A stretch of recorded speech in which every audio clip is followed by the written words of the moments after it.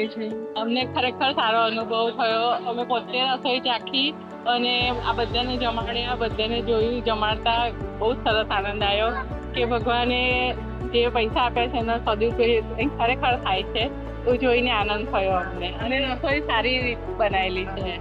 અને આપણા શહેરના લોકોને આપણે શું મેસેજ આપીએ કે ભાઈ આવા અનેક કામો કરે અને ગરીબોની સામે જો આ સંસ્થા સાથે જોડાયેલા રહે અને ગરીબોનું આવી વ્યવસ્થા કરે.